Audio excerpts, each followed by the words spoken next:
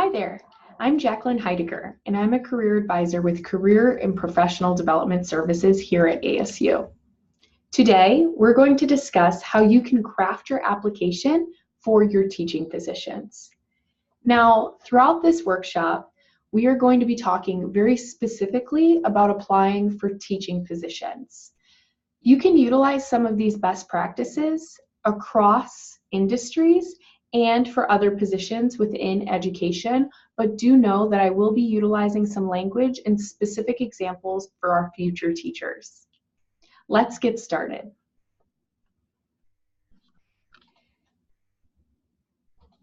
So today, we're going to discuss how you can identify your goal and how that can help you when you're tailoring your application materials, how you can reflect on your career competencies and transferable skills in order to best tell your story in your application materials. And then we're going to discuss some of the typical application materials you will need when you are applying for your teaching positions. So the first thing I am going to have you do is something I like to call me search. I'm going to have you do some self-reflection. So while you're tuning in, I'm going to have you pause the webinar during certain situations to do some activities. So let's start with our first activity. Please pause the webinar and spend about 2 to 3 minutes reflecting on the questions that are on the screen. You can pause the webinar now. Before we dive into our applications, it is so crucial to conduct this me search and reflect on these 3 questions. Not only is this going to help you decide what you might want to apply to or what location you might want to apply to in regards to your teaching positions, but it's also going to help you decide who you're going to want to work for. Finally, this is an excellent way for us to best tell our story. We always want to start with these 3 questions in mind in order to reframe ourselves and best talk about our experiences in relation to the positions that we're applying to. When starting application materials, it is also important to begin thinking about our end goal. We want to keep this goal in mind because it's going to make it easier for us to write our accomplishment statements about our experiences in relation to the goal that we have in mind. Next, you want to make sure you're actually looking at those job descriptions. So keep in mind as we move throughout this workshop today to be reflecting on a teaching position that you're hoping to apply for. You want to look at the job descriptions and think about your past experiences and the skills and strengths you have developed through these experiences. You also want to keep your future goal in mind and how all of this fits into what the school district or organization is looking for within that job description. Finally, we absolutely need to think about our audience. Are you writing to a superintendent, to a principal, to a hiring group composed of educators, to deans, to a faculty member? Within these audiences, we also want to think about the field of education. What industry language can we utilize in order to help us stand out within our application materials? Employers are looking for applicants who are career ready. So what does career ready mean? Well, we want to make sure that we are reflecting on these 8 career competencies that are up on your screen right now. When beginning to apply for jobs, it is so important to think about the career competencies that you have strengthened and how those competencies might align to the goals that you have for your future career and the expectations that employers have of you for that future career. By identifying what career competencies you have worked to develop, you will be able to tailor your application materials with your strengths in mind in regards to the job description. Being able to identify how you have developed in each career competency is going to help you best tell your story to employers in a way that showcases your strengths, abilities, and the experiences that you have had. We're going to pause and do our second activity. Think about a teaching position that you are applying to. Pause the webinar and take 2 to 3 minutes to reflect on 2 career competencies you believe you're going to need for that teaching position. I also would love for you to spend 2 to 3 additional minutes with the webinar still paused to recall an example or experience that helped you develop in these 2 competencies.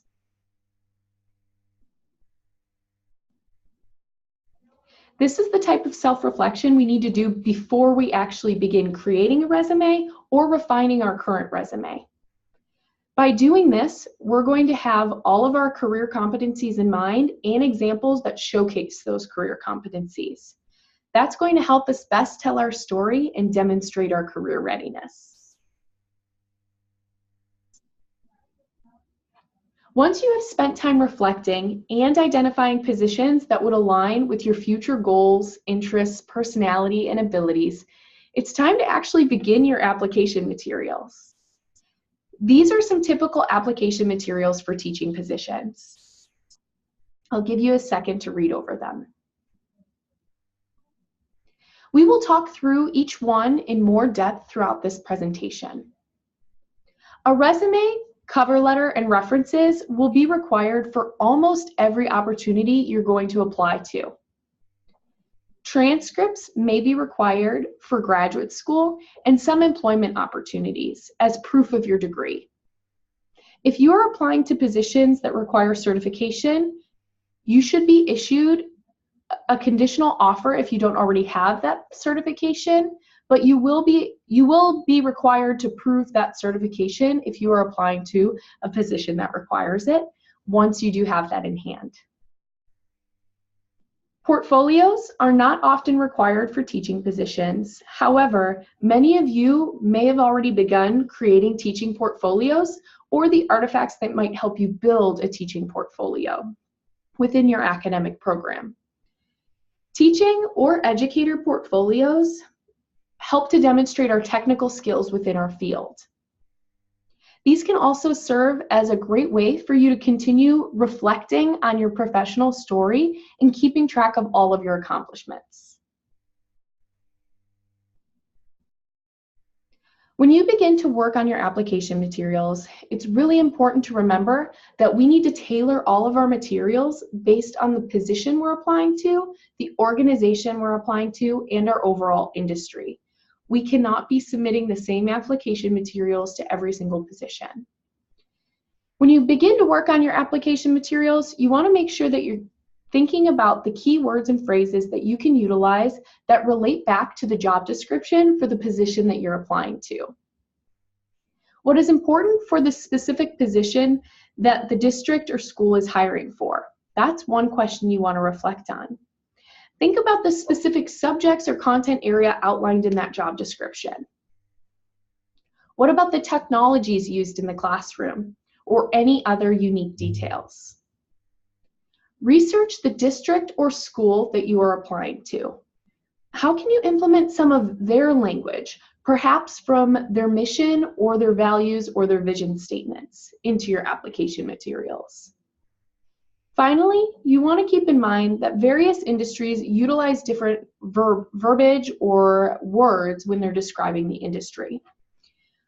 What industry are you applying to, and what is some verbiage that will stick out to the folks who are reviewing your application materials? What language or ideas have you learned about in class that can showcase your technical skills and knowledge of your industry?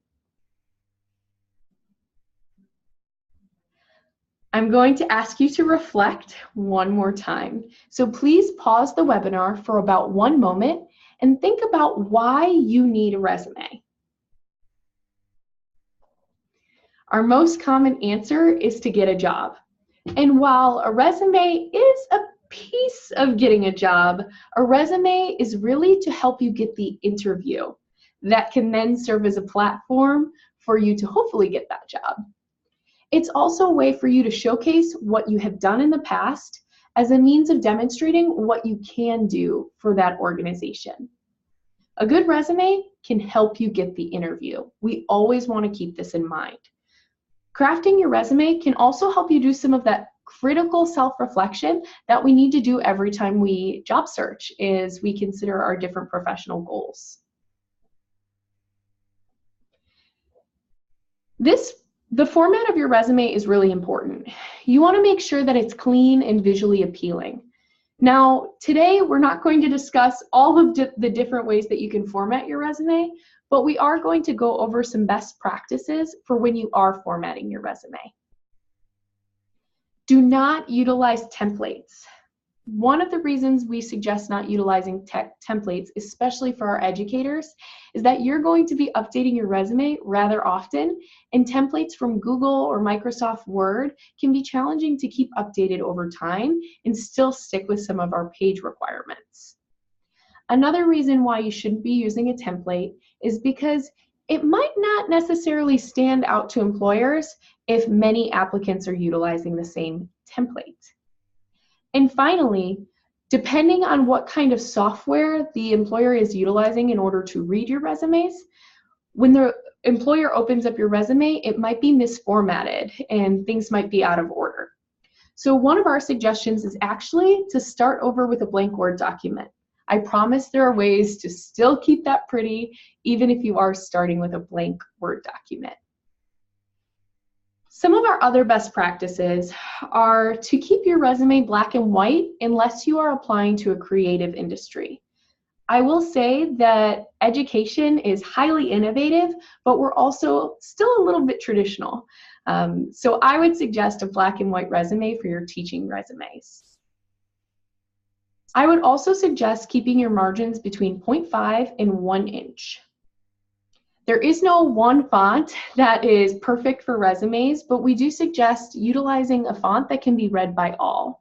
So make sure it's easy to read and legible. I would suggest maybe Times New Roman or Arial.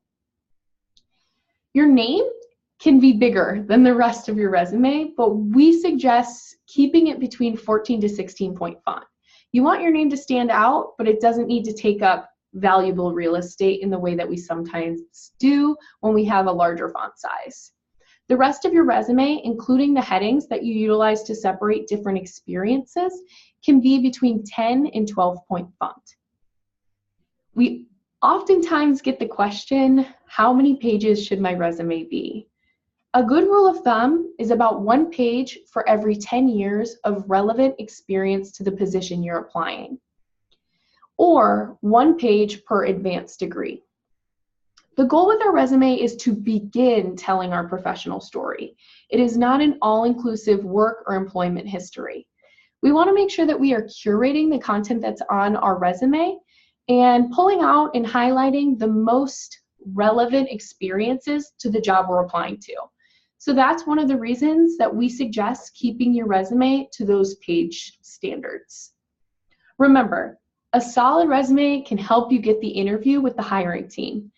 That's going to be the platform where you're able to further elaborate on your skills, qualifications, experiences, and passion, in addition to your overall fit for the position. As we begin discussing your resume, I will begin by detailing the 3 required sections for your resume: contact information, education, and experience. Let's start with the contact information. You want to be sure to include your first name and your last name, in addition to your phone number and an email that is professional that they can certainly reach you at. So make sure you're checking that email. Something else you want to keep in mind is that when you're job searching and submitting application materials, you want to make sure that you have a voicemail box set up for the phone number that you are putting on your resume.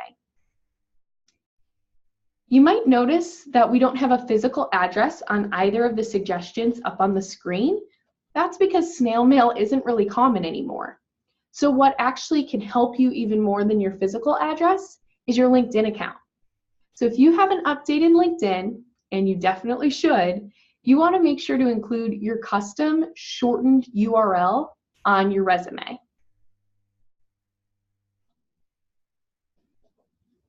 The next section that is required is education. That's the reason we're here after all. So the necessary information you might want to highlight in this section is up on the screen, but is also as follows. You want to make sure to put your degree first, because that is probably the most relevant to the position that you're applying to. You want to completely spell out the level, for example, Bachelor of Arts, and then you want to make sure that you have the correct title of your academic program. You want to make sure you're including the university you attended, the city the university is in, and the state the university is in. Keep in mind, on our resumes, we get rid of all of the different acronyms we might be utilizing, so make sure you spell out the state. Next, you want to make sure you have your anticipated graduation date with the month and year formatted in a way that is right aligned on your resume. I would suggest keeping your degree and anticipated graduation date bold because those are really important to the employer. Some optional information that you can include in this section would be your college or honors college information. Your GPA, we suggest including your GPA if it's over a 3.0. If you do include your GPA, we highly suggest putting what scale that GPA is out of, because employers might recognize a different scale more often than not. The next section that you can choose to include in this education portion are any academic achievements that you're really proud of that are related to your educational experience. You also want to make sure that you're quantifying whenever possible. So for instance, you can say that you've been on the dean's list for 3 years or 6 semesters, whichever way you'd like to format that. This is also a great place to list any minors or certificates that you have also received. If you are applying to teaching positions that require certifications, I would strongly suggest considering listing your anticipated or current certifications and endorsements on your resume. This would be one option of a place where you can detail that certification and licensure information that are tied to your academic degree programs. For example, your anticipated Educator Certification. This is the second way you may wish to format your Educator Certification as a separate heading underneath Education.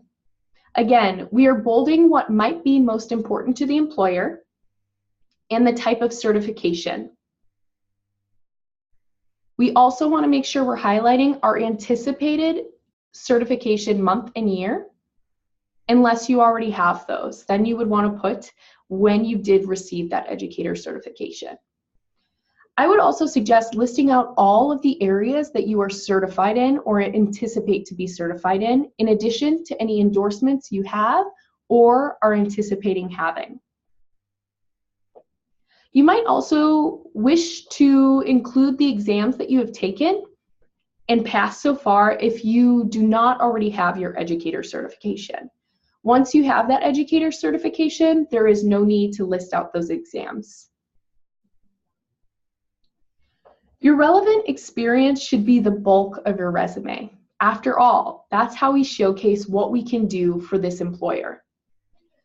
Keep in mind, your resume is not a complete work history. I cannot stress that enough. But it should be a curated demonstration of your industry, position, relevant experience. We will talk about some of the best practices for formatting your experience, but I wanted to start by sharing some of the most effective formatting tips for you, specifically as they relate to the bullet points that you'll include to describe your experience. We utilize accomplishment statements when we are describing the results that we have had in our previous positions or experiences. This is the way that we are able to showcase our career readiness and the competencies that we've developed in those experiences. So you might be wondering, how do I format those accomplishment statements? Well, to start, you're going to utilize a strong action verb. And you want to make sure that these action verbs really speak to the project you're going to be describing. Then you want to detail the project. What exactly did you do as a part of this experience that you are working to describe? And then finally, you want to finish with the result. And I have to say, this is the area that most of us accidentally leave out, but it is one of the most important pieces to our accomplishment statements because employers want to see what kind of results you were able to get from that experience. So consider quantifying with numbers or explaining how, why, in order to, what extent, etc., etc. You can create separate headings for your experience in order to pull the most relevant information to the top. One thing we want to keep in mind with our experience section or sections is that we're going to always include our experience in reverse chronological order. So for my future teachers, I always suggest creating a separate heading called Teaching Experience, where you can put any of the relevant, most relevant experiences to teaching up at the top, regardless of when you might have completed that experience. If you are applying to teaching positions, I might consider creating a teaching experience heading and including your classroom experience. So if you have had an internship or student teaching as a part of your academic program, you can include that in this teaching experience heading. I might also suggest creating a separate heading called Additional Relevant Experience, depending on what your experience has looked like. So for instance, if you have had a lot of experiences related to children or related to teaching in some way, like a tutoring position, or perhaps something that might be considered informal education. Maybe you worked at a museum and you were educating patrons. I might put that under an Additional Relevant Experience heading. Because oftentimes we are currently holding positions that might be a little less relevant to our teaching positions. Now, here are some formatting tips. You want to make sure to put your job title first because that is what is most important to our employers. I would suggest also bolding it to help it stand out. Then you want to make sure to include the company, the organization, the employer, the school district, the school, however you're going to describe who employed you. And you also want to make sure you're including their location. You're going to utilize the city as well as the state for that piece. And then finally, you do want to make sure that you are putting your date range with the month-year to month-year format.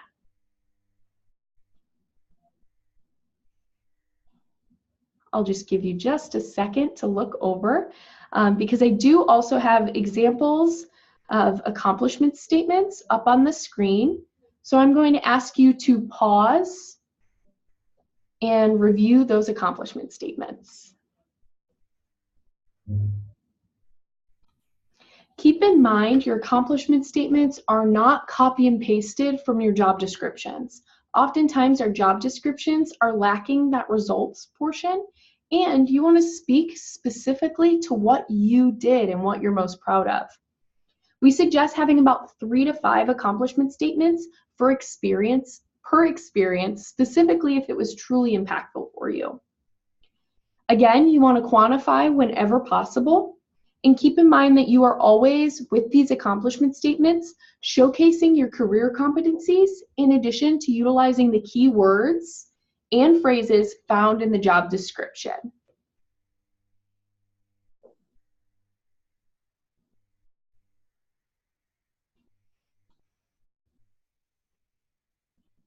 All right, so depending on your unique background, there are additional sections for your resume that are optional. The first of which would be relevant courses. Now, if you choose to showcase relevant courses, you want to make sure that you're not utilizing the course abbreviation or the course code, and you instead want to utilize the title of the course. You can use between 4 to 6 courses if you're really wanting to highlight some unique courses, but they should be on upper division coursework. And these should also be courses that not every single person with your major has taken. These should be something that showcases everything else about you in regards to your academic path that you've been on. As a Sun Devil, we assume fundamental responsibility for the economic, social, cultural, and overall health of the communities in which we serve. And as future teachers, this is incredibly important because we become a part of our communities. Volunteer experience related to education, teaching, or working with children are highly relevant to your teaching positions. So you might want to consider highlighting any volunteer work or leadership opportunities that you've done that are maybe not a one-time thing. If you're really passionate about that experience and you're looking to further demonstrate career competencies on your resume. Joining a professional or student organization also can showcase that you have some unique interests and possibly gain some career competencies. If you have joined a professional association related to your career interest area, so in this case, related to education, it shows that you value what is currently going on in your industry that you are going to want to work in one day. It shows investment. So you might want to consider listing those professional and student organizations out on your resume. Course projects, case studies, internships, research, and thesis can really add some dimension to our resume. These are areas that are a great way to showcase your career competencies in which you have developed while you're here at ASU. A great example of one of these that you might want to highlight is an internship. So let's say that you don't have a ton of paid work experience, but you had an awesome internship where you were working with kids.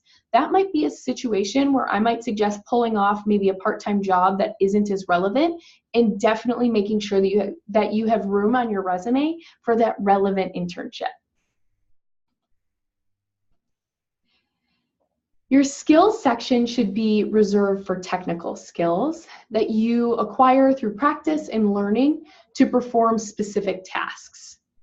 They are learned, defined, and measurable skills. You want to make sure that if you're including skills on your resume, that they're skills in which you can prove in an interview. They are not personality traits such as our effective communication skills or our work ethic. Remember, we showcase our career competencies in our accomplishment statements that we're highlighting our experiences with.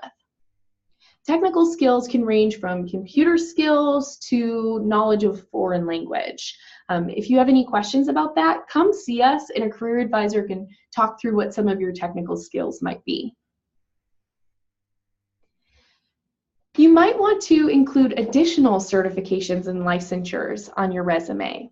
Some common certifications and licensures that you may want to include would be a fingerprint clearance card, CPR, first aid, food handler's card for certain positions.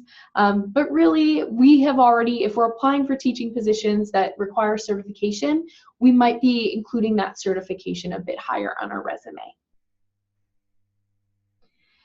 All right, so we're going to do another activity as we move into covering cover letters. So I'm going to ask you to pause this webinar and spend about a minute reflecting on why you may need a cover letter.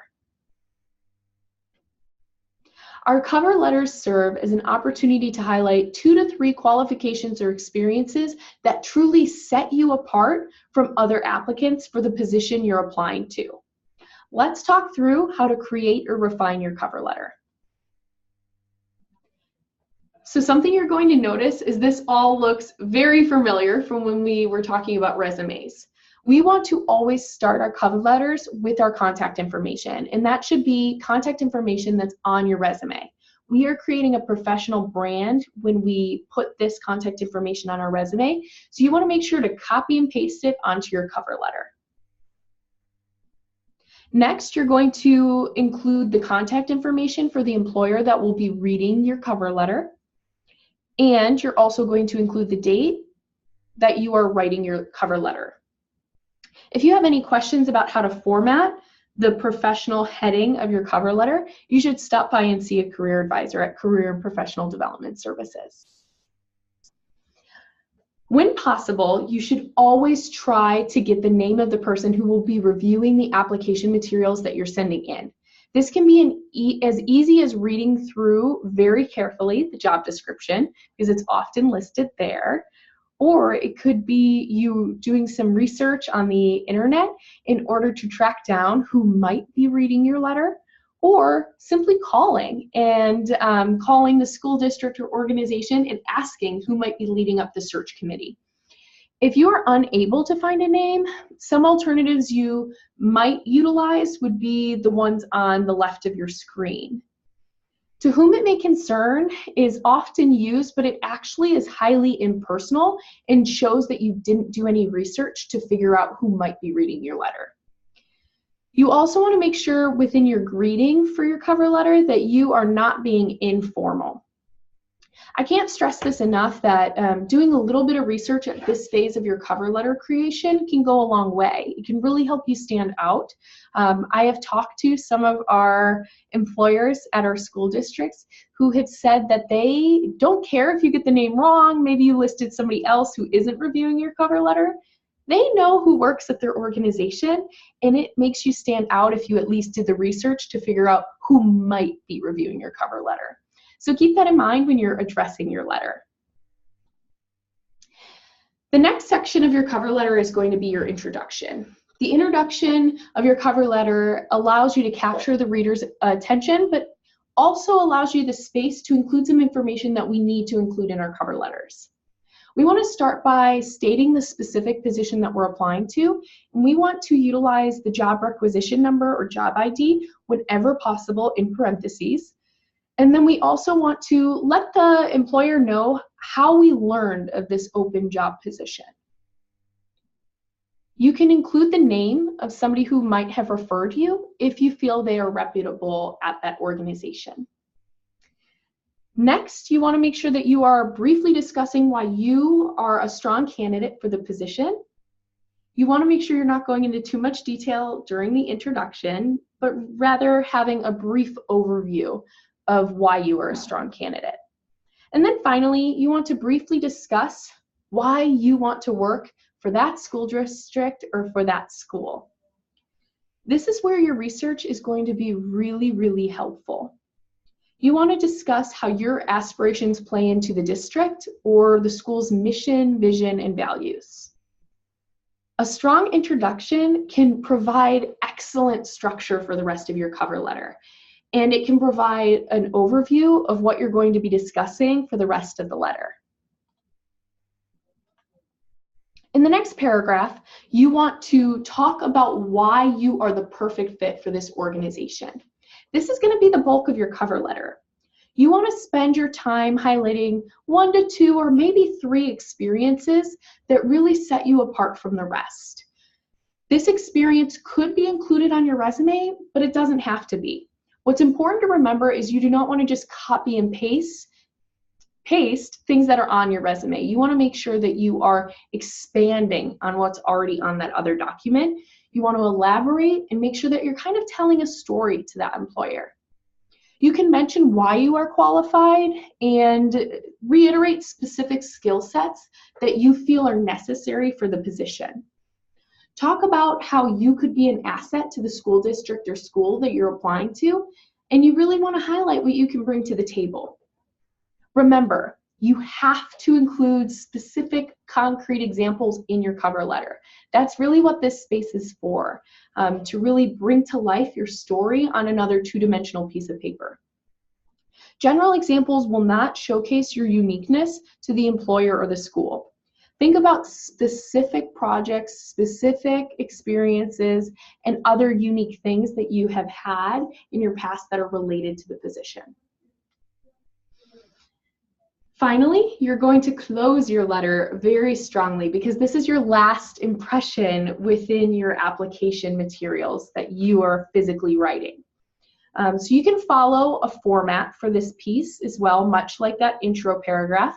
This is going to not change very much from cover letter to cover letter, but there are some components that you definitely need to include here.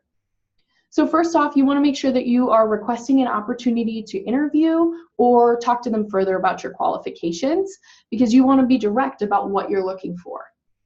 You also want to include your contact information, even though it's up in the heading, you want to include it again in this bottom paragraph. You also do not want to forget to thank them for their time and consideration and let them know that you look forward to connecting with them again.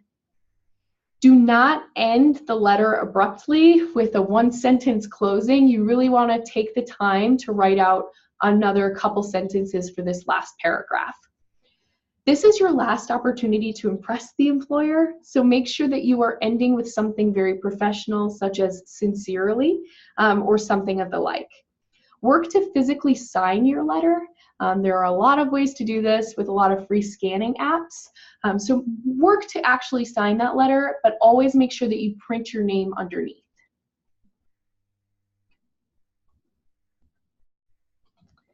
Now let's talk about your references. If an employer asks for a reference sheet, make sure that you are not including this information on your resume. You are going to create a third sheet to include in your application packet. And this sheet, again, is going to have the same contact information up at the top because, again, we are creating our professional brand. These are some best practices when collecting your references. You want to make sure you are asking your references first before you put them down. You should be having a conversation about what your professional goals are with your references and letting them know and keeping them in the loop about any positions that you are applying to.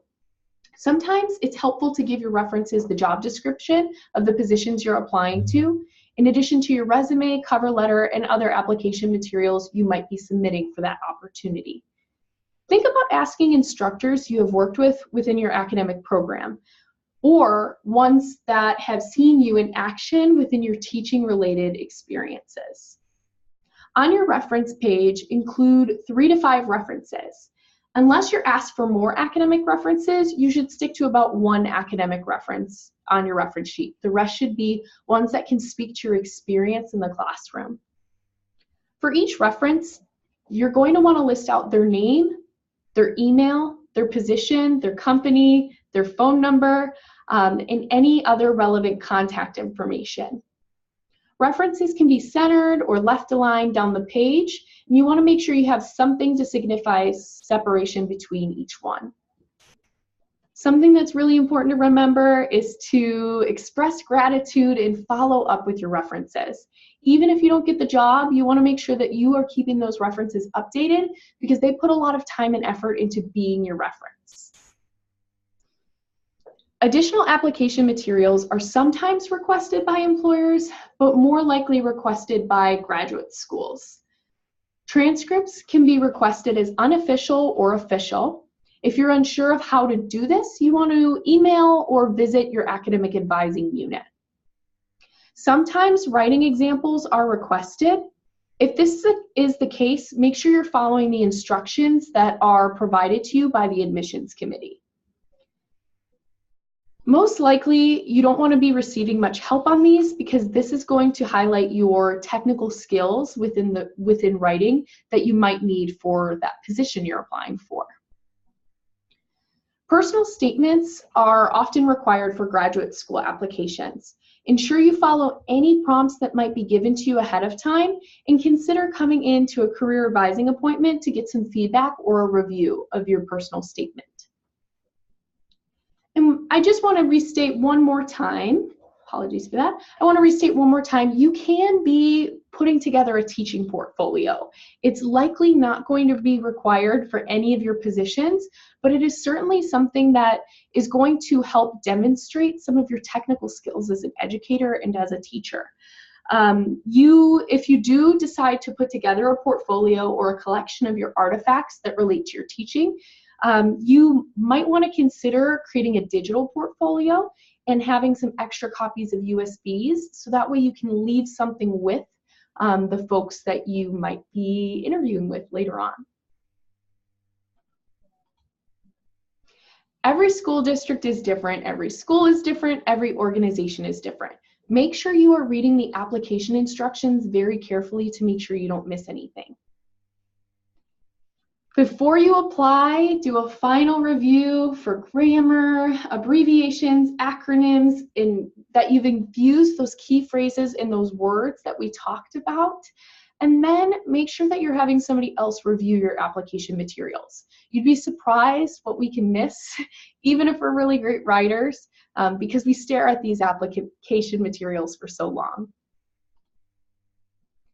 I'd like you to pause the webinar one last time and reflect on the question that's up on the screen. Remember, the sooner you start, the further you're going to go. Don't forget that our office is here to talk through and help you with your application materials. Thank you for tuning in today. I hope you learned a lot.